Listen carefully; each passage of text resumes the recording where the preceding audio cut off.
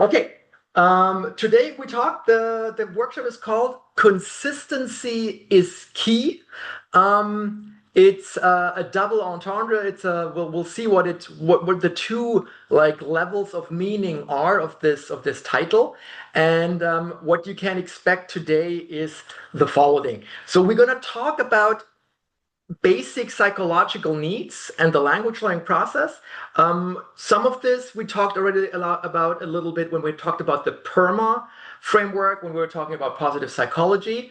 Um, and we asking questions like, what is a good life? Because what a good life is also a good learning process. So what do we need to focus on? We learn a different take on consistency, what the word also means. It means what you think, but also something else. And that is a concept we're going to dive in today, consistency.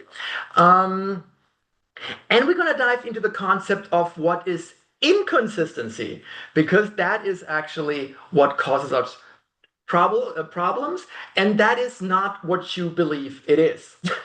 When we were talking about positive psychology, it was very like general. Today, without getting too much into the details, we're going to have a much more like neuroscientific approach to the whole topic, and I hope you find this interesting. I'm always having a hard time, to be honest, with like neurosciences and like neuropsychology. I don't know if you share any of this. I always feel like those people, they explain you tons of stuff about how the brain works, and then they come up with like something that you knew before. And it's like, okay, why did I just read like 70 pages on like how the brain works if you're telling me what I already knew? That's sometimes my issue with all this like neuroscience based. I think this has been going on for like I don't know, like 20 years now. That people just like base everything on brain science, which I find interesting in its own right. But nevertheless, this what we're doing today is pretty much based on a lot of neuroscience that has come out over the last 25 years. Um, we're going to talk about the difference between approach goals and avoidance goals, and like the two systems between what is approach and what is avoidance, and why this really, really matters for us. And the one basic psychological need we're going to look into a little bit is the one for orientation and purpose. That is towards the end, we're going to talk about orientation and purpose. Um, okay. Um, Learning languages, the way to your foreign self. Let's see. In the end, I think everyone who like relocates to another country wants to change their life. I think that is you're clearly ready for like something else, and then that means you want to improve your life. You want to change your life. You want to improve it. You make it more enjoyable.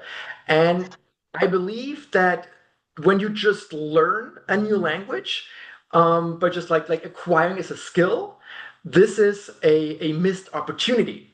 Um, Depending on your age, and we're going to get you like identity questions later in March, but when you move to a different country, everything is on the move. You have new surroundings, new people. I don't know, like you're freezing to death finally. Yeah, it's like new low temperatures, and also obviously a new language. And so the question is, in a certain way, if all of this is new, then why not a new you? And in a certain way, we develop a new you or a new self. But maybe we should be more conscious about developing this. And in a certain way, maybe learning a language is a good opportunity to take a fundamental look at yourself, especially when you run into problems that you didn't know before. So take a fundamental look at yourself and maybe to find yourself in a certain way. And also in a certain way, like what we're doing in this course is applying all kinds of psychological knowledge and psychotherapy and all kinds of stuff, and kind of like say, okay, how is this important for the language learning process? But through the language learning process, we can also change as people and improve as human beings. So ideally, the path to a new language just doesn't lead to the new language or to a new skill, but it leads to the question, what does it mean to have a good and fulfilling life? I don't know how many of you have asked this question when they started learning German. It's definitely not a question the teacher will ask you in the first A1 class that you take. And today we're going to talk about what does it mean to have a good and fulfilling life. However, we want to have a look at this today because I think thinking about how you learn a language can and maybe should lead to the question, how do I want to live? What is a good life for me? And everyone obviously has a different answer to this question. That leads us to the basic psychological needs, because I believe that the concept of basic psychological needs helps us to understand how we can lead a good and fulfilling life. I started reading about this. It's actually, I'm gonna tell you the story how I got into this, which I think is really fascinating.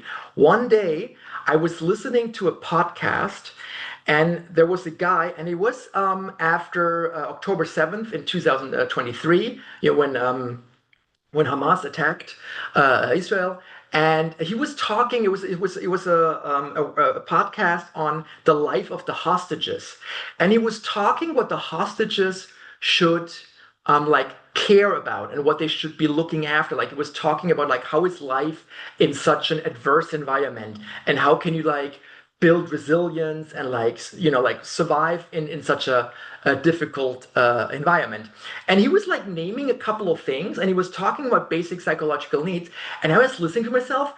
This sounds a little bit like some people I know that like learn German. And from there I started diving into this concept because I was like, this seems really to apply also to people that are abroad, that maybe are like isolated or like not feeling well, all kinds of stuff that happens to some people, not everyone. That's how I got into this idea of like basic psychological needs and what that could mean for the language learning process. Because what applies to life naturally also applies to the language learning process. And the idea with the basic psychological needs is, if we pay attention to satisfying those 5 basic psychological needs in the language learning process, we will do well.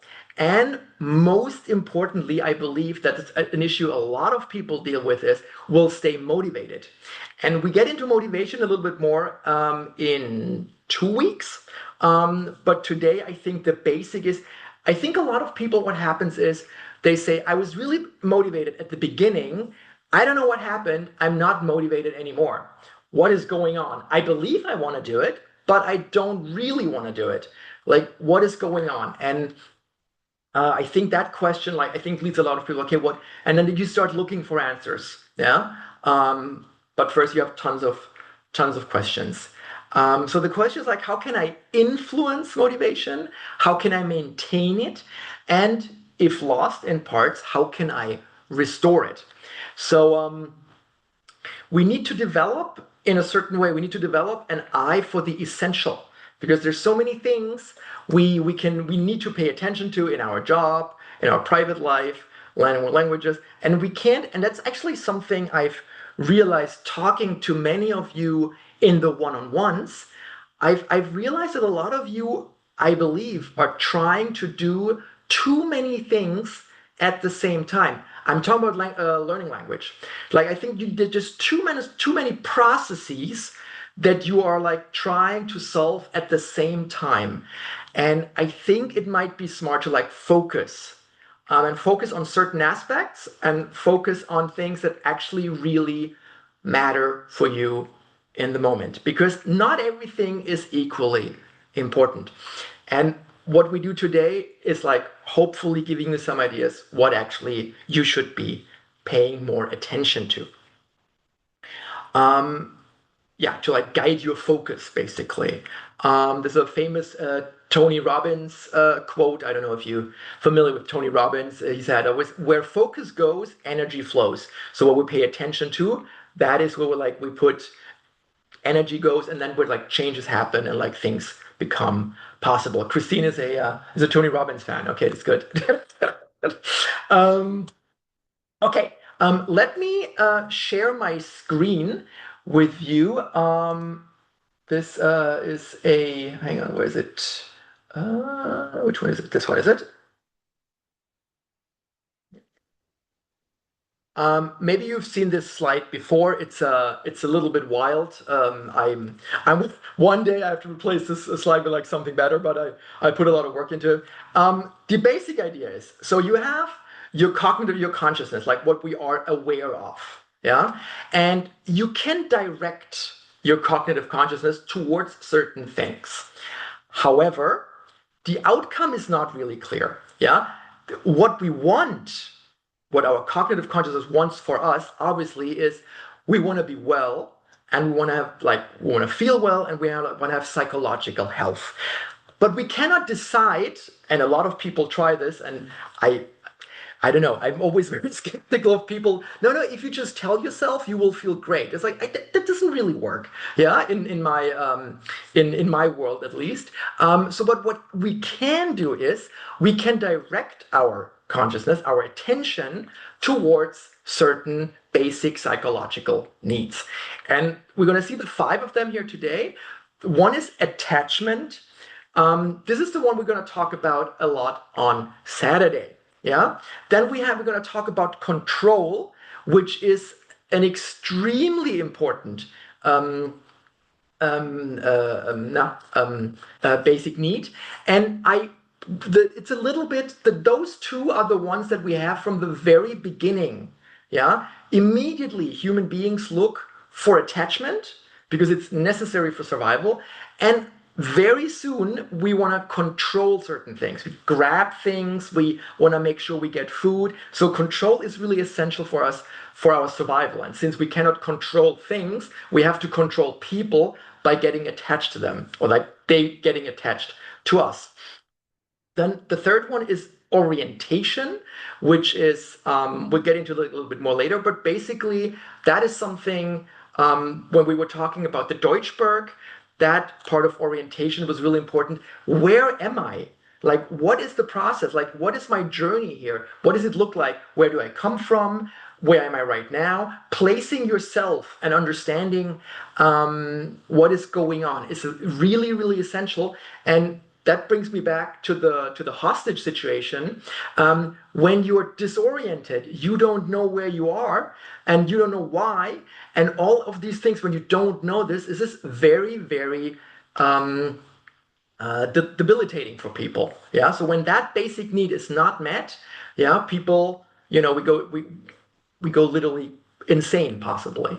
And then we do have a basic need for competence or for self-esteem.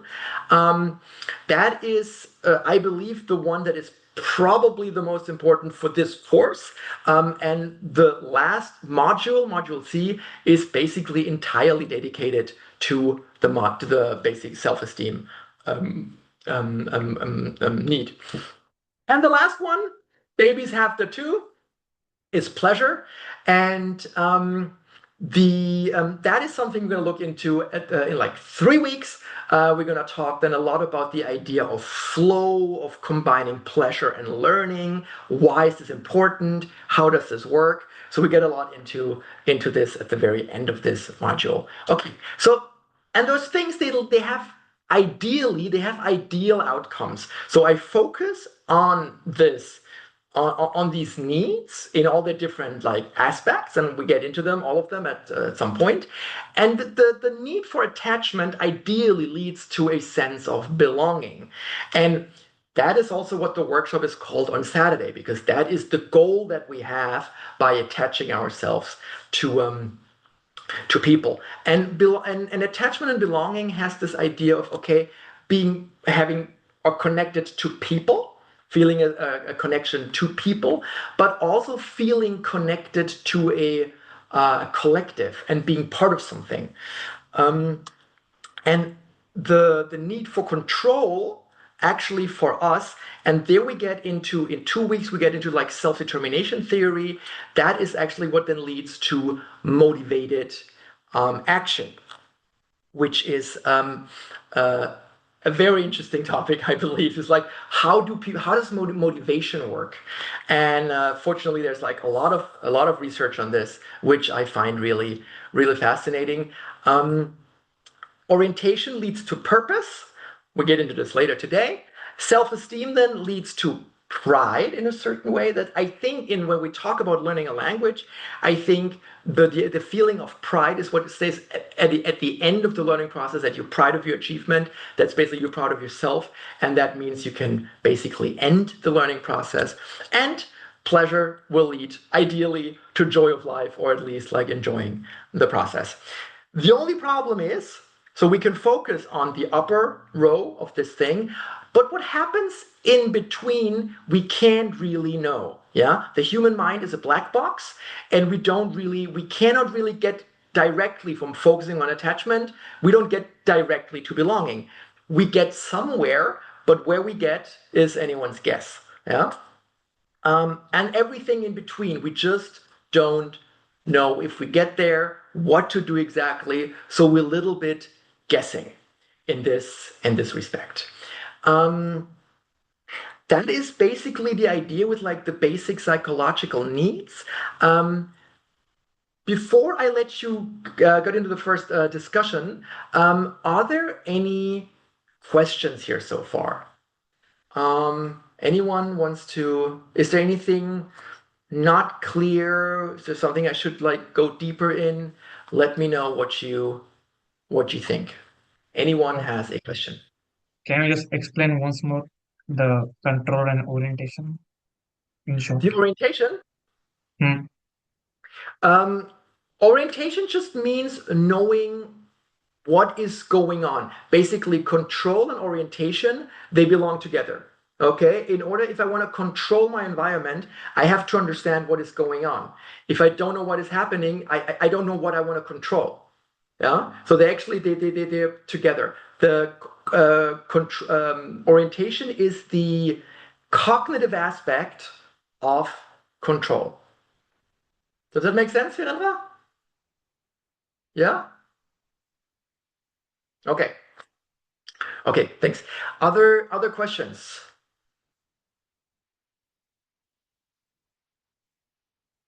Then I would say if oh I okay let's okay I'll let you get into the discussion.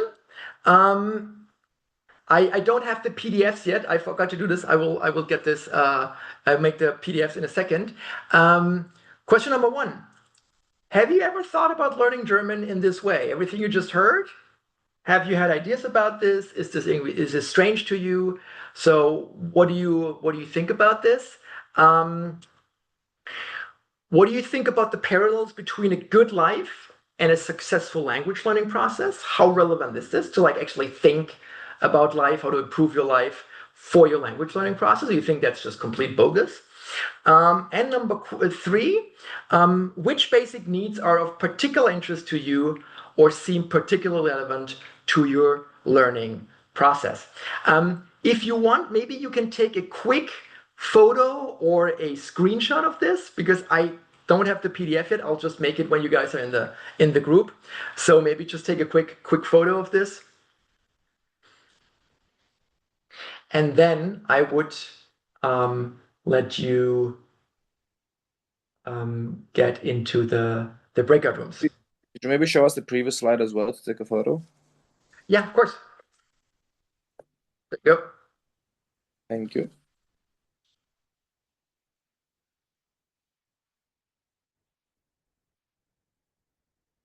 Okay, everyone good? Then let me get you guys ready for the for the breakout rooms. I'll give you yeah 5 6 minutes, and I'll see you in a wait a second. Every time I see your name, Konstantinos, I'll just can you change your name to Ricordantinos or something like this? Yeah, yeah. That I will not forget. Okay, let's go on with the consistency is key. So we come to the two definitions of what consistency is. And both teachers and psychologists agree consistency is the key to achievement. Yeah, that's why I called this workshop today Consistency is Key. However, they do mean something completely different. What the teacher calls consistency is what you basically understand as consistency. Basically, the consistency of psychologists is the basis of the consistency that teachers want for you or that you want for yourself. What does that mean? The psychological consistency is without psychological consistency, we do not have motivational consistency. We do not learn continuously, consistently. So in a nutshell, we can only work and learn consistently if there is consistency in our brains. So consistency is a neural state. Okay, let's. I think it took me a while to fully understand this concept. Let's see if I can get you there quicker than I did. We get into something here that is called consistency theory. There's actually somebody came up with this in German. It's called Konsistenztheorie. It was actually a German psychologist who formulated this it's like a 1,000-page book, and it's called Neuropsychotherapy. It was published 20 years ago by this guy Klaus Grave, who unfortunately died right after publishing the book, which I thought was very unfortunate because the guy is one of my personal heroes. And he was a really famous German psychologist working in Switzerland, and he got really famous for evidence-based psychotherapy, and that was his latest kind of his legacy was leaving us with this massive book where he tried to merge psychotherapy with neuroscience, which is an extremely interesting approach. I believe he was kicking it even further, the idea of evidence-based psychotherapy. And for him, consistency refers to a state of the organism, us, a human in this case, in which the simultaneously occurring neural and psychological processes are compatible and in agreement with each other. That means when all the stuff that is happening in our head is basically turning in the same direction. Yeah. I will just basically a state of flow is everyone is familiar with the term flow. Have you heard this before? It just basically flow means you are completely in the moment. You just really enjoying yourself. You kind of forget what you're doing. And this idea of flow is actually a state of consistency.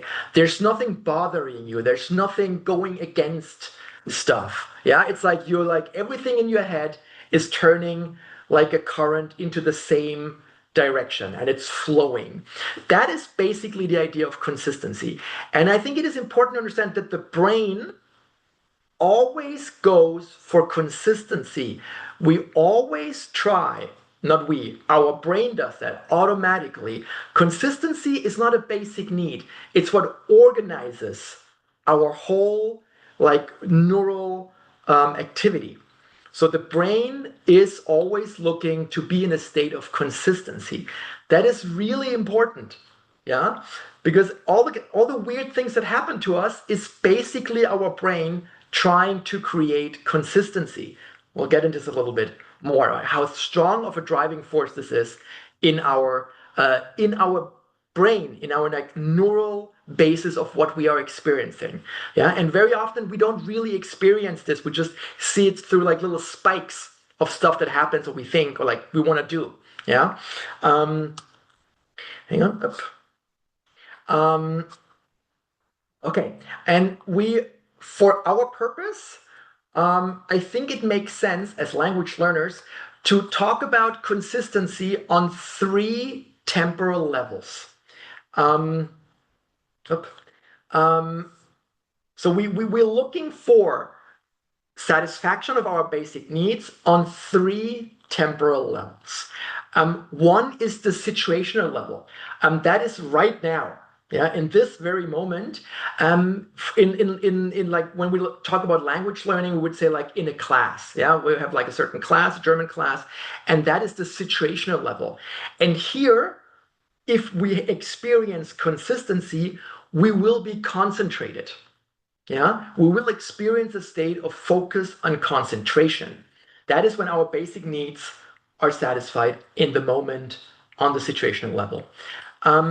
Then we have a little bit a longer, broader level, which I call the current level, which influences the level of engagement. That would be, for example, for us as language learners, like an ongoing course, like a 2 months course. It's like this time, yeah, over this time. And when in those 2 months in this class, my basic needs are satisfied, I will experience engagement. I can still be situationally not concentrated because in like those 10 minutes, my basic needs are not satisfied. But overall, I can feel engaged with the course because like globally in those 2 months, my basic needs are being satisfied. So I will still experience like on a larger level, consistency. And then on the structural level, the third level, this is where like our consistency influences our level of motivation and drive and energy and libido. So when we have our on now we're talking about like a year, 2 year on a like just like the let's say the long term that when we think about learning a language. Yeah, just to keep it with like language learning to make it more concrete for you. So that's basically just the three levels I think we can think about, and and this classification can help us to better evaluate different learning contexts and understand our reactions within them. For example, a German class or an ongoing German course, yeah, or my overall situation as a German learner, yeah, and my situation living in the country, and but also I believe like focusing on those different aspects can help us in other areas of our lives, just like work, like checking, are my basic needs here at work actually satisfied? Yeah. Do I have control? Do I have orientation? Do I have pleasure? Like all of these things, do I experience in this situation on those different levels? Do I experience their consistency? Yeah. Because if I don't experience, then will problems arise and we just don't feel well. So basically, if basic needs are not met, inconsistency arises. I'll take a short break here. Is that, hang on, let me just maybe share my screen here for a second so you can see the last slide here. Up. Um, um, is that clear so far?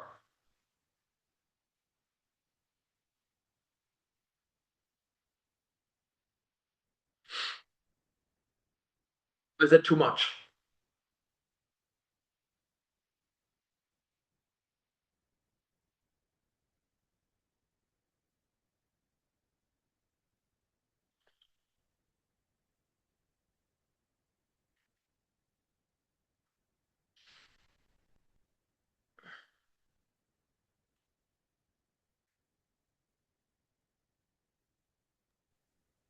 Could you give some examples of basic needs that would affect this consistency?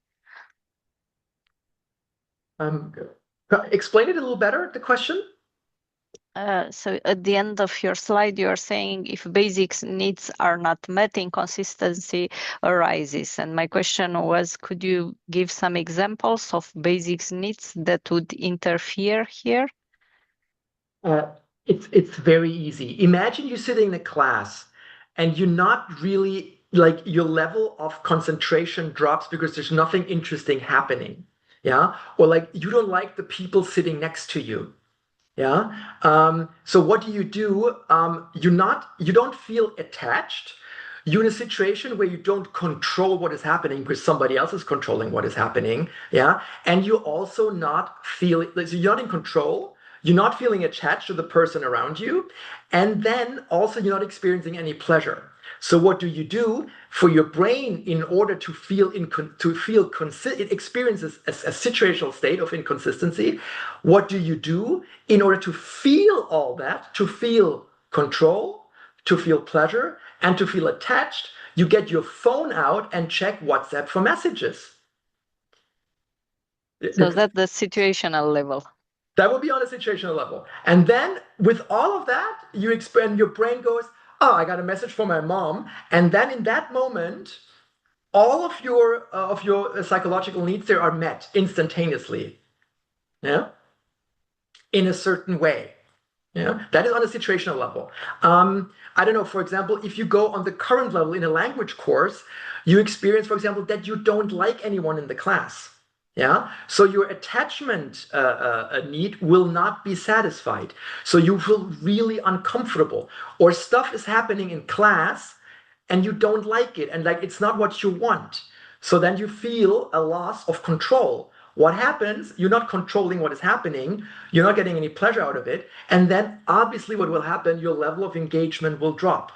Yeah. And if you cannot change the environment, then you will start to actually avoid it. Yeah, because you don't, the brain is not, we're not seeking states of inconsistency, we're avoiding them. And that's why you end up not going to class anymore. Yeah, it's just a very complicated way of explaining things that I think that you understand anyways. Yeah, but it's by like looking at certain things. For example, I don't know, when you most of you know that I go to Burundi every year, and people, like, I feel like that the kids there in school, like their basic psychological needs are like structurally not met at all.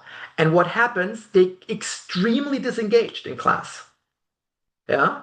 And it's just, and what they do is like they look for, like they're always touching other kids. Yeah, we always, like humans, we then start touching kids, like other people. Yeah, in class. Children do this. Adults don't do this. They look for attachment in different ways. But like it's really important that, like, then we understand, why are those kids reacting in a certain way, or why are adults reacting in a certain way. Yeah. So we have to make sure. I, as a teacher, I very much these days think about how can I make sure that, like, on a continuous level, like all these basic psychological needs are like satisfied all the time. Yeah, and I'm going in a circle. Now it's this need, now it's that need, now it's that need, now it's that, and so I go around in circles. Yeah, and making sure that people have control, people can like connect with others.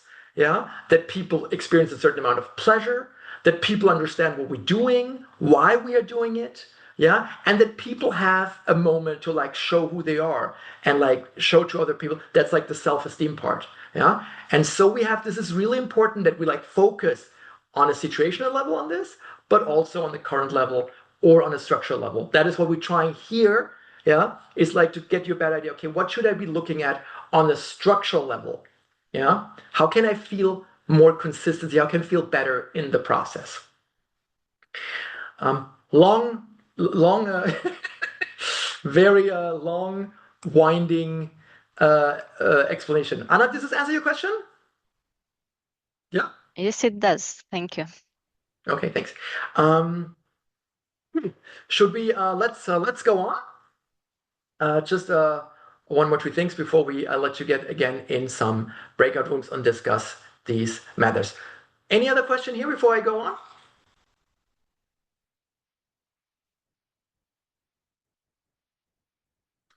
Then I will go on. And we start with inconsistency. Yeah, and there's different ways of understanding inconsistency. As we just said, inconsistency is like a state of the brain when the currents, I'll just stay in this metaphor, that like the currents that we have in our brain, that something just goes the other way. Yeah, there's like stuff, there's interference going on. There's like something that's bothering us. Yeah. And sometimes we notice it, sometimes we don't. Yeah, but there is this level of like neural inconsistency. And the first term is incongruence. Let me actually, I'll do this I'll talk about the slide, and I think it's a little easier to understand.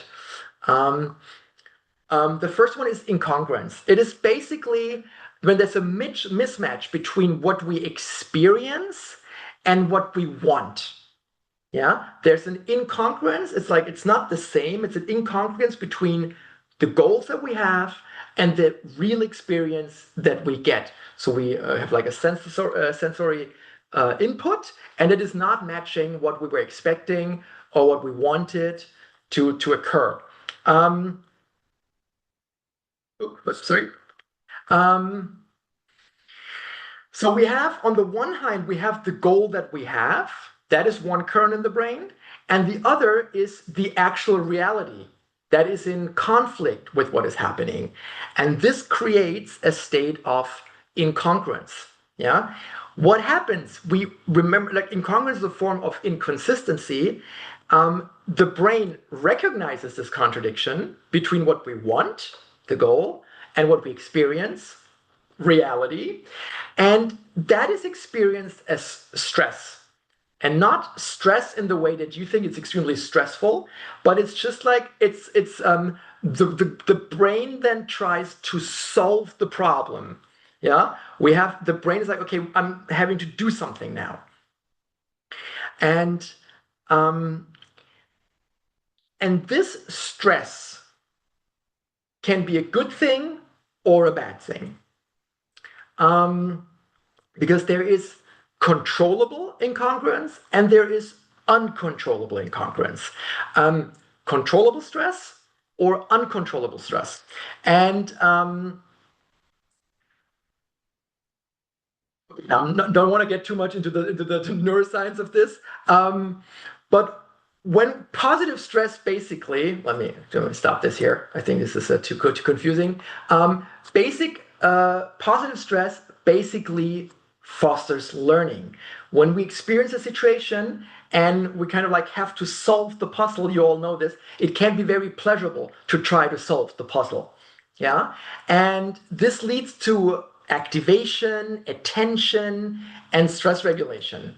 Yeah. And by having this stress that we experience as controllable, this leads to a formation of a more complex neural circuits. So we're like building, the brain is growing basically. When we experience positive, controllable stress, incongruence, the brain grows and gets better. Yeah, that is really important. That's what I think was Dimitri was referring to early on. He said like, well, but we have to push ourselves. Sometimes it has to be a little bit unpleasant. You're absolutely right. If we sit at home watching Netflix and eating potato chips the whole day, our brain is not really growing. Yeah, it has to solve problems. It has to grow. And without challenge, our possibilities remain unrealized. Yeah, we have to challenge ourselves. And I think a lot of people here, we like to being challenged. Humans in general like that. Yeah. And the exploration of new environments activates the cortex and promotes brain development, and then including more synapses and better connectivity among the synapses. Yeah. So this controllable incongruence, this positive stress, is not harmful. It is actually the driving force of psychological development. Yeah. And you can actually see, for example, kids that are not really challenged and that are not like in like stressful situations, they will not grow as human beings. And that is not only true for kids, that's also true for us. Yeah. So we have to get, every once in a while, we have to push. I'll stay with kids. Yeah. We have to push kids away and put them in situations that they think are controllable. Yeah. That they feel they can control them, but they have to be challenging. Yeah. On all different levels. And that is when people grow, children and adults. alike. Yeah, that is controllable stress, positive stress, controllable incongruence. The other thing is uncontrollable incongruence. And now that is, I think this is really important for us because I think people do make experiences when learning a language, when speaking a language, they experience uncontrollable, stressful environments. Yeah, and they feel like they cannot live up to the task. And then what happens in this situation when you have the effect of negative stress, of uncontrollable incongruence? That occurs when important goals are threatened and you perceive no way to influence the situation. Yeah, you can't really do anything like this. I was talking about the hostages early on. That is a lot of very, very uncontrollable incongruence, and people get traumatized by this. Yeah, that's in the very extreme form. Trauma is a way of uncontrollable stress. And for example, you remember like people have amnesia or they have PTSD, you know, all these things. Basically, these conditions are the attempt of the brain of restoring a state of consistency by shutting everything down. Yeah, you just like don't activate certain parts, or you just you forget things, or you just there's some mechanism in the brain that will, okay, this inconsistency is too much, I'll just shut everything down. The same is a state of shock. You don't feel pain anymore because the whole system is like the system went down. Yeah, and that's the extreme form of inconsistency and how the brain tries to restore consistency, because that is just an internal process it is doing. It is looking for consistency. And so when we are in an uncontrollable incongruence, not talking about a traumatic event, but like uncontrollable incongruence, this persistent stress that we have leads to a behavior shift from active problem solving to avoidance, inhibition, and emotional withdrawal. And that what is becomes really important for us, because that is what happens to a lot of people when they're in situations they can't really the language and they fail and they feel they think they're failing, and the answer is then to avoid those and to be like inhibited. Yeah, and that way it becomes interesting, I think, for us. And then fear becomes the dominant learned response. I'm talking here about like really a neural level. We get into a situation we don't like, it's harmful for us, we can't control it, so we learn the fear. Yeah, and with continued uncontrollability, then we develop anxieties around certain things, and it might lead to helplessness and more anxiety. And then previously effective behaviors lose their impact. Yeah, we forget things we've learned, and the learning and the development are like blocked and even reversed. And so this uncontrollable incurrence is therefore extremely damaging to psychological health and undermines long-term functioning. That is controllable versus uncontrollable incongruence, positive versus negative stress. This is really relevant for psychotherapy, for example. Like, okay, where these like certain conditions come from? Yeah, this is like a whole idea of like where certain anxieties arise, how this like the genesis of a trauma and all these things. That is really relevant here. But I think it's also really relevant for us as language learners, because I think we are very often in situations we do not control. And then if we develop certain anxiety in them, then this anxiety is what we take from those interactions, which will then us lead to avoid those situations in the future. I have a couple of questions prepared for you. And then I think after this, we're going to take a little discussion and we talk about questions and we take a short break. But I will the questions for us, and I will give you the PDF in a second. So the discussion we'll have is, what do you think about this concept of consistency? I think the and should be deleted here, yeah, and nothing. Also, what do you think about this concept of consistency? Does this help you to better understand yourself and your learning environments? How, when you take this concept, how helpful do you? It's very abstract. Granted, today is a little more abstract. Okay, bear with me.